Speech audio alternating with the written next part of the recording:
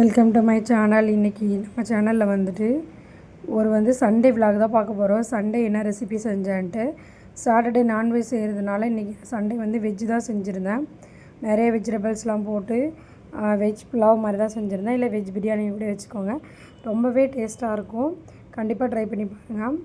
டபராவில் செய்யும்போது நல்லாவே உதிரி உதிரியாகவும், அது மாதிரி சாப்பாடு ஒன்றோடு ஒன்று ஒட்டாமல் அப்படியே அடியில் பிடிக்காமல் இருக்கும். இல்லை நீங்கள் குக்கர் கூட வச்சுக்கோங்க.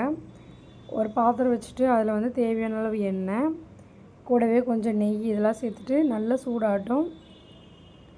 இதுக்கு பெருஞ்சீரகம் அந்த மாதிரி எதுவுமே போட தேவையில்லை. சின்னதாக ஒரு துண்டு பட்டை,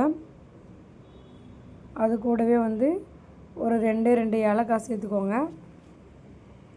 ஏலக்காய் கப்பரோட வச்சா வாசனை இன்னும் ரொம்ப நாளைக்கு இருக்கும். ரெண்டு ஏலக்காய் சேர்த்துக்கிறேன். அப்புறம் பே லீஃப் மட்டும் சேர்த்துக்கிறேன்.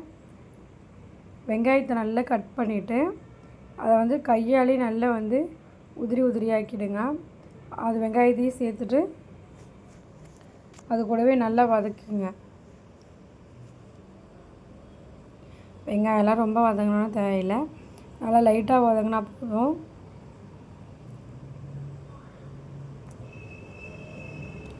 அப்புறம் நம்ம வீட்டிலே செடியில் இருக்க ரம்ப இலையை பறித்து போட்டுக்கிட்டேன், ஒரு 2 இலை மட்டும். அதுவுமே இன்னும் நல்ல வாசனை வரும் வதக்கும் போதே. இப்போ வெங்காயம் வதங்குற அளவுக்கு மட்டும் உப்பு சேர்த்துக்கலாம்.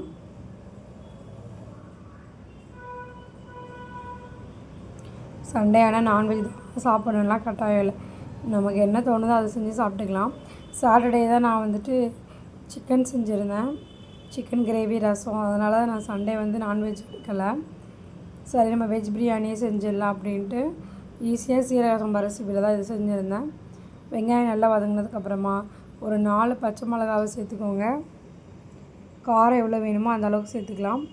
இப்போ ஒரு 2 ஸ்பூன் அளவுக்கு இஞ்சி பூண்டு பேஸ்ட் சேர்த்துக்கோங்க. இஞ்சி பூண்டோட பச்சை வாசனை போகிற வரைக்கும் அதையும் நம்ம நல்லா வதக்கி விட்டுக்கலாம்.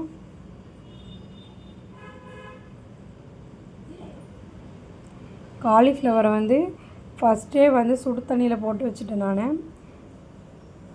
அப்போ தான் பூச்சி ஏதாவது இருந்தால் அது நம்ம சாப்பாட்டில் சேர்த்து வேக வைக்கும்போது அப்படி பண்ணக்கூடாது. பூச்சி ஏதாவது இருந்தால் சாப்பாட்டில் இதாகிடும். அதை ஒரு பக்கமாக வச்சுட்டு நான் எடுத்தது 3 வெங்காயம், 2 தக்காளி, அதையும் சேர்த்துட்டு நல்லா வதக்கி.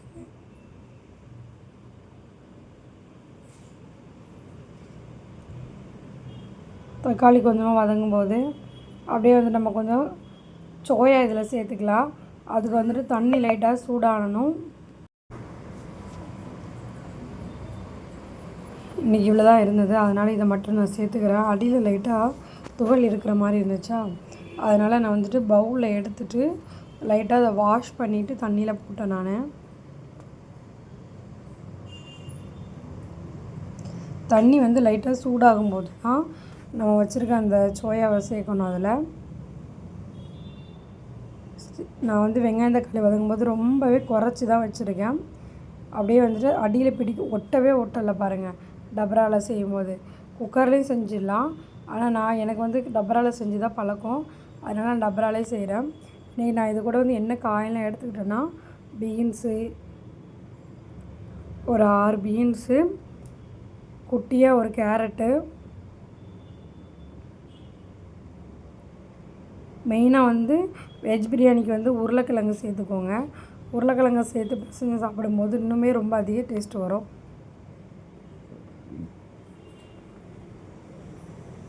கேரட்டை நல்லா நீட்டமாக கட் பண்ணிவிட்டு ஒரு 2 உருளைக்கிழங்கு, மீடியம் சைஸ் உருளைக்கிழங்கு எடுத்து அதோட தோலை சீவிட்டு அதை நம்ம கொஞ்சம் பெரிய பீஸாகவே கட் பண்ணிக்கலாம்.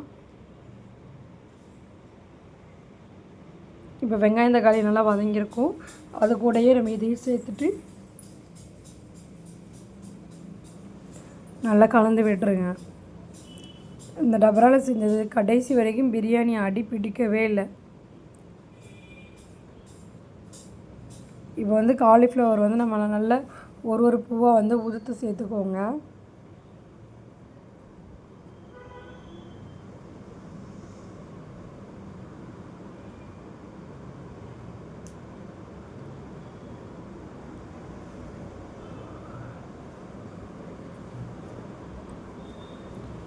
அது வதங்கிட்டு இருக்கும்போது மசாலா சேர்க்குறதுக்கு வந்துட்டு இதில் வெறும் கரம் மசாலா அப்புறம் வந்து மிளகாத்தூள் தான் நம்ம சேர்க்க போகிறோம். அந்த ஊற வச்சுருந்த சுடு தண்ணியில் போட்டு வச்சுருந்த சோயாவையும் சேர்த்துட்டு நல்லா அடியிலேருந்து எல்லாம் கலந்து விட்டுருங்க. காய்கறி வந்து ஒரு 5 நிமிஷம் போல் அந்த எண்ணெயிலே நல்லா வதங்கட்டும். வதங்கினதுக்கப்புறமா 1 ஸ்பூன் அளவுக்கு வந்து வத்தல் பொடி சேர்த்துட்டு நான் வந்து சக்தி கரம் மசாலா தான் சேர்த்துருக்கேன். அது நல்ல டேஸ்ட் வரும் சக்தி மசாலா எப்போதுமே.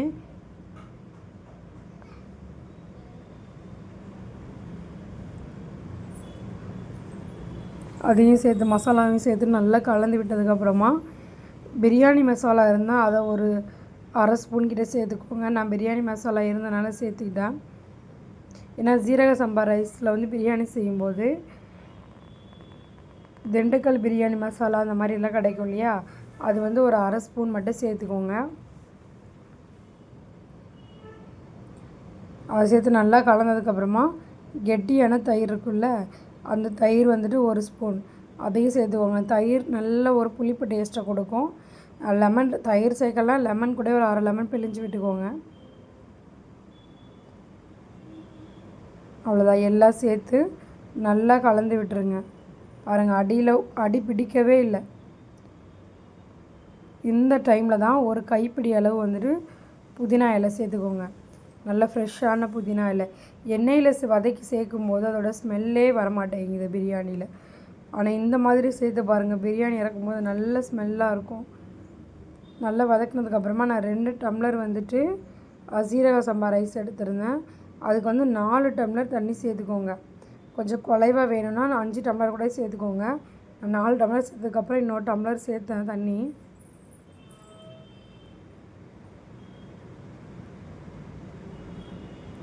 நல்லா இந்த மாதிரி கொதி வந்த உடனே தண்ணி எல்லா பக்கமும் கொதித்ததுக்கப்புறமா ஒரு 20 மினிட்ஸ் ஊற வச்சுருக்க ஜீரக சம்பா ரைஸ் நம்ம சேர்த்துக்கலாம். இதே பாஸ்மதி ரைஸில் செஞ்சால் 1க்கு வந்து 1.5 தான் தண்ணி.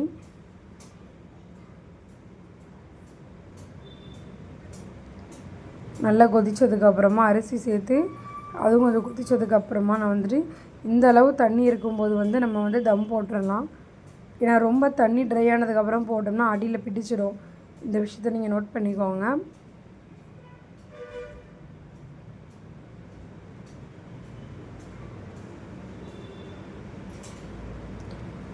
நல்ல ஒரு குலுக்கிட்டு தோசை தவாவை வச்சுட்டு தோசை தவா நல்லா சூடாகிட்டான்னு பார்த்துக்கோங்க.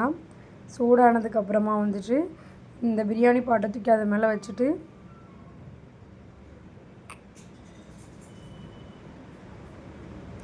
கரெக்டாக 20 மினிட்ஸ் வந்துட்டு மூடி போட்டு ஒரு வெயிட் போட்டுருங்க. உரல் இருந்தால் அதை வந்து அந்த உலக்கையோடு வச்சுடுங்க. அப்படி இல்லைன்னா வந்துட்டு சுடு தண்ணி ஒரு நல்ல பெரிய பாத்திரத்தில் வச்சு அது மேலே வச்சுடுங்க. 20 மினிட்ஸ்லேயே வந்துட்டு நல்ல உதிரியாக வெந்துடும். ஆனால் நீங்கள் தீயை வந்து ரொம்ப குறைச்சி வச்சுக்கோங்க. கண்டிப்பாக இதே மாதிரி நீங்கள் பிரியாணி ட்ரை பண்ணி பார்த்துட்டு எப்படி இருந்ததுன்னு கமெண்ட்டு கீழே சொல்லுங்கள். ரொம்பவே டேஸ்ட்டாக இருக்கும். இந்த கேமரா சரியில்லாத தான் பிரியாணி இந்த கலரில் தெரியுது. இதுக்கு முன்னாடி வந்து OnePlus இருந்தது, அதில் நல்லா தெரியும் வீடியோ ஃபோட்டோஸ் எல்லாமே. மறக்காமல் நீங்கள் வீட்டில் ட்ரை பண்ணி பார்த்துட்டு எப்படி இருந்தது கமெண்டில் சொல்லுங்கள். உண்மையிலே ரொம்பவே டேஸ்ட்டாக இருந்துச்சு. தேங்க்ஸ் ஃபார் வாட்சிங்.